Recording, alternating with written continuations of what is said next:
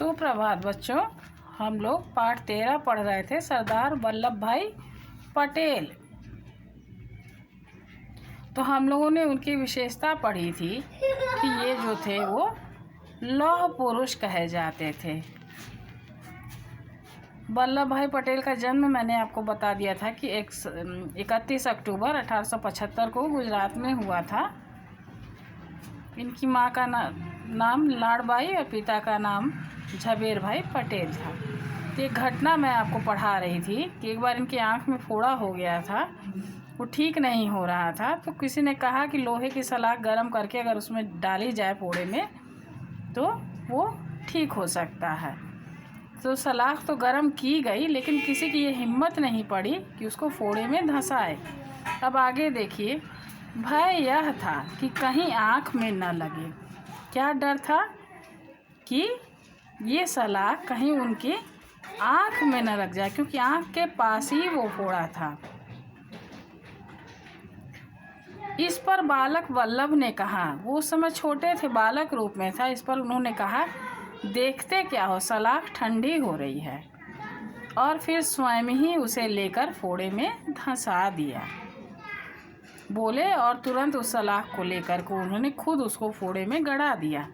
बालक के इस साहस को देखकर उपस्थित लोगों ने कहा कि यह बालक आगे चलकर बहुत ही साहसी होगा।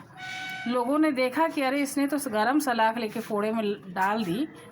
तो वहाँ पर जितने लोग थे वो लोग बोले कि ये बालक बहुत ही हिम्मत वाला होगा आगे चलकर। 22 वर्ष की उम्र में उन्होंने नाडियाद स्कूल से मैट्रिक पास की। जब वो 22 साल के थे तो उन्होंने नाडियाद स्कूल था, वहाँ पर उन्होंने मैट्रिक पास किया। फिर मुख्तारी परीक्षा पास करके गोधरा में मुख्तारी करने लगे। फिर उन्होंने मुख्तारी की परीक्षा पास की और गोधरा एक जगह है, वहाँ पर वो मुख्तारी करने लगे। कुछ समय बाद वल्लभ भाई वकालत पढ़ने के लिए विदेश चले गए। कुछ टाइम जब बीत गया तो ये वकालत पढ़ने के लिए कहाँ चले गए? विदेश चले गए।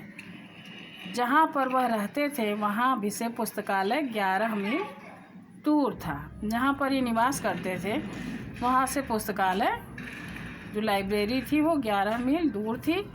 वह नित्य प्रति सवेरे उठकर उस पुस्तकालय में जाते और शाम को पुस्तकालय के बंद होने पर ही वहाँ से उठते थे। इतनी इनको पढ़ने की लगन थी कि वह रोज़ सुबह उठ कर के उस पुस्तकालय में चले जाते थे, और जब तक शाम नहीं हो जाती थी, पुस्तकालय बंद नहीं हो जाता था, तब तक ये वहाँ पर से नहीं उठते थे।